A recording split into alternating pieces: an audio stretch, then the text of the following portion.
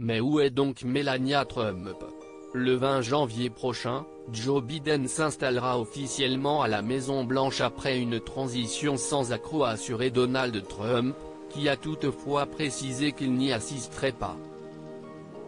Une décision pas si étonnante de la part du président des États-Unis, qui ne digère toujours pas sa défaite face au candidat démocrate, à tel point qu'il avait lancé un appel à la révolte le 6 janvier dernier pour perturber la certification de l'élection par le Congrès.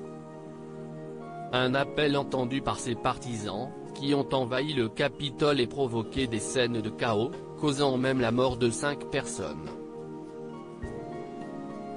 Une insurrection qui n'a pas été sans conséquence pour Donald Trump, banni de façon permanente de Twitter, et qui a vu certains membres de son cabinet claquer la porte. Et une qui ne s'est toutefois pas exprimée sur ces événements, n'est autre que Melania Trump.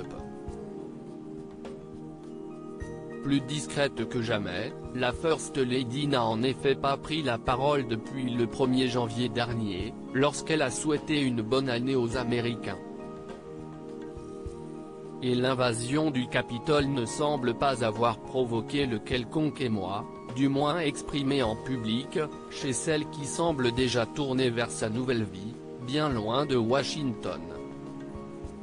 La chef de cabinet de Melania Trump démissionne tandis qu'elle n'est pas apparue en public depuis son retour de Floride le 1er janvier dernier. Melania Trump a toutefois essuyé un triste revers le 6 janvier dernier, puisque pendant que le Capitole était assiégé par des manifestants pro-Trump, sa chef de cabinet, Stephanie Grisham, a annoncé sa démission.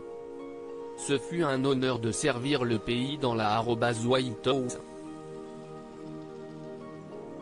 Je suis très fier d'avoir fait partie de la mission @FLOTUS Melania Trump pour aider les enfants partout dans le monde, et fier des nombreuses réalisations de cette administration, a-t-elle ainsi annoncé sur Twitter.